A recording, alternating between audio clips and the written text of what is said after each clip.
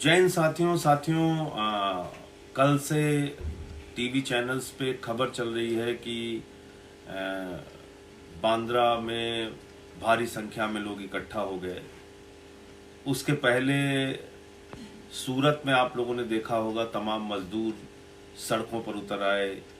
उन्होंने वहाँ पे आगजनी की, टायर जलाया और अपना विरोध प्रदर्शन किया इस बात को लेकर कि उनको मजदूरी नहीं मिल रही है, इस बात को लेकर कि उनके मालिक उनको तनख्वाह नहीं दे रहे हैं, उनके खाने का, उनके राशन का इंतजाम नहीं है। इस कारण से सूरत में भी परसों 2-3 दिन पहले वहां पर भी एक विरोध प्रदर्शन हुआ। फिर कल हम लोगों ने देखा महाराष्ट्र में, मुंबई में, फिर सूरत में, अहमदाबाद में, हर जगह पे विरोध प्रदर्शन हुआ, लोग सड़कों पे आए। लेकिन इस पूरे मामले को समझना होगा कि वास्तव में ये क्यों हुआ, इसकी वजह क्या है। क्या अकेले इसके लिए वो मजदूर जिम्मेदार हैं जो सड़कों पे उतरे? क्या इसके लिए वो तमाम लोग जिम्मेदार हैं जो भीड़ की शक्ल में अलग अलग जगहों पे इकट्ठा हुए? या फिर इसमें कोई जिम्मेदारी दूसरे विभागों की भी बनती है? इस बात को थोड़ा देखना पड़ेगा। कल आप लोगों ने देखा होगा, खबरें चली और बताया गया कि 39 लाख टिकट रेलवे ने बुक किया। जब से लॉकडाउन लगा तब से लेके कल तक जो आंकड़े सामने आए हैं उसमें लगभग 39 लाख टिकट रेलवे ने लोगों के बुक किए 15 तारीख के बाद के, क्योंकि 15 तारीख से लॉकडाउन खत्म होना था। पहले की घोषणा के अनुसार, प्रधानमंत्री जी की घोषणा के अनुसार 14 अप्रैल तक लॉकडाउन था, 15 अप्रैल से खुलना था। बाद में तमाम परिस्थितियों का जब आकलन किया प्रधानमंत्री जी ने तो उस लॉकडाउन को बढ़ाया। लेकिन ऐसा नहीं है कि लॉकडाउन अचानक बढ़ा दिया। आपको याद होगा 12 अप्रैल को प्रधानमंत्री जी की तमाम मुख्यमंत्रियों के साथ एक बैठक हुई थी।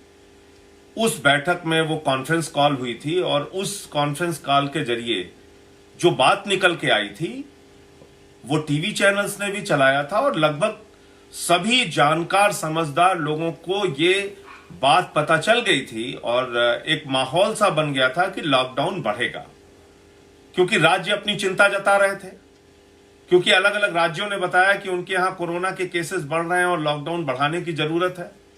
अलग अलग राज्यों ने अपनी चिंता जताई और उसके बाद प्रधानमंत्री जी ने इस प्रकार का संकेत 12 अप्रैल की मीटिंग में दिया कि ये लॉकडाउन बढ़ाया जाएगा।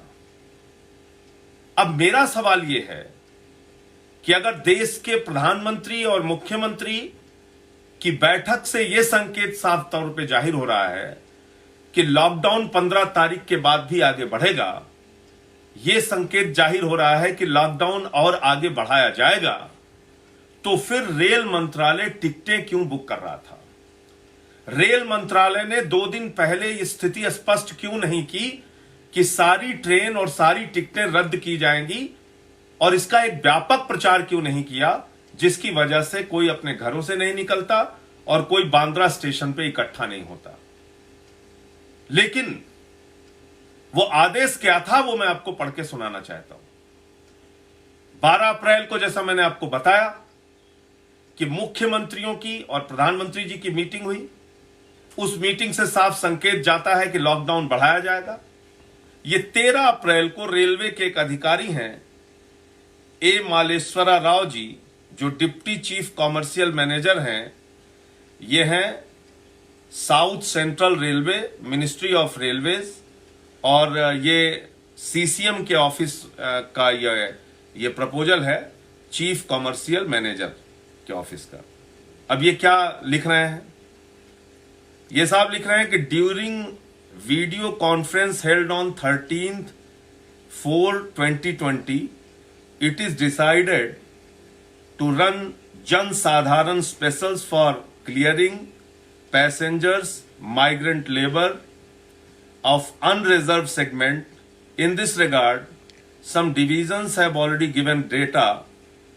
However, all senior DCMs are once again requested to critically analyze the number of passengers as well as migrant labor and submit the detailed proposal along with clear originating and destination stations to the office of CCM immediately so as to discuss the proposal with the office of CPTM to run the trains as proposed by the divisions. ये 13 तारीख का इनका एक proposal है जिसमें ये कह रहे हैं कि जनसाधारण स्पेशल ट्रेनें चलाने का प्रस्ताव, उसका आकलन, उसका डेटा, मजदूरों की संख्या आदि इकट्ठा करके भेजिए जो लेबर, माइग्रेंट लेबर्स के लिए और लोगों के लिए चलाई जा सके। ये कब ये पत्र इन्होंने जारी किया? ये पत्र जारी किया है जिसमें इन्होंने प्रपोजल मांगा है। जो इनका प्रपोजल है वो है 13 अप्रैल को, जब प्रधानमंत्री जी की मुख्यमंत्रियों के साथ मीटिंग हो चुकी थी। अब मुझे आप जरा बताएं कि जब रेल मंत्रालय 39 लाख टिकटें बुक कर रहा है, रेल मंत्रालय 13 तारीख को 13 अप्रैल को प्रपोजल तैयार कर रहा है, रेल मंत्रालय की खबरों के हवाले से कुछ टीवी चैनल खबर चला रहे हैं कि बांद्रा से ट्रेन चलने वाली है, मुंबई से ट्रेन चलने वाली है, तो अगर भीड़ वहां पर इकट्ठा हुई तो क्या सिर्फ और सिर्फ वो मजदूर जिम्मेदार हैं जो अपनी मजबूरी के कारण, भूखमरी के कारण, आज एक महामारी के संकट के कारण जो अलग अलग जगहों पे फंसे हुए हैं, वो अपने घरों से अचानक निकलते हैं इस उम्मीद में कि शायद उनको ट्रेन मिलेगी और वो अपने घर जा पाएंगे? इसमें क्या इन रेलवे के अधिकारियों की कोई जिम्मेदारी नहीं है? और मुझे बहुत अफसोस होता है, बहुत दुख के साथ, तकलीफ के साथ ये बात कहनी पड़ती है कि जब भी कोई ऐसा मामला आता है उसमें कोई ना कोई हिंदू मुसलमान का एंगल खोजने का काम हमारे तथाकथित टीवी के योद्धा, मीडिया के वीर खोजना शुरू कर देते हैं। जब दिल्ली में आनंद विहार का मामला आया उस समय भी टीवी के योद्धा डिबेट करने में, लगातार बड़ी बड़ी डिबेट करने में जुट गए, सरकार को घेरने में जुट गए। जब महाराष्ट्र का मामला आया उसमें भी कल मैं देख रहा था टीवी के योद्धा जुट गए, उस पर टीवी के डिबेट कर रहे हैं। और शर्म की बात तो यह है कि उसमें भी हिंदू मुसलमान का एंगल देने की कोशिश कर रहे हैं। बांद्रा स्टेशन के पास कोई मस्जिद है, उसको दिखा के कि मस्जिद के पास लोग कैसे इकट्ठा हुई, और ये क्या कर रहे हैं हम लोग? ये किस तरह की सोच पैदा कर रहे हैं समाज में? और तमाम वो वरिष्ठ पत्रकार, तमाम वो जागरूक लोग, तमाम वो मीडिया से जुड़े हुए नाम जो 25-30 साल से पत्रकारिता कर रहे हैं, ऐसे लोग हिंदू मुसलमान की भावना फैला रहे हैं कि बांद्रा की मस्जिद के पास भीड़ इकट्ठा हो गई। अरे भाई, गुजरात में जब सूरत का मामला आता है, वहां आगजनी होती है, हिंसा होती है, मजदूर विद्रोह में सड़क पर उतरते हैं, उस खबर को आप नहीं चलाते। आज मैं ये नहीं कह रहा हूं किसी भी पार्टी के दृष्टि से मत देखिए, लेकिन कोई भी खबर को निष्पक्षता से देखिए। दिल्ली का मामला हो, महाराष्ट्र का मामला हो, गुजरात का मामला हो, एक चश्मे से देखिए।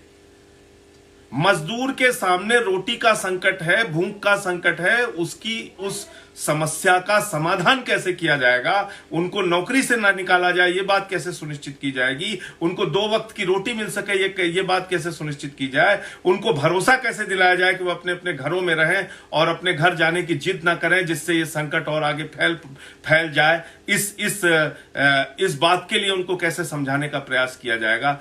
बजाय इसके पूरा का पूरा मीडिया इस बात में लग जाता है कि इसमें हिंदू मुसलमान का क्या एंगल है।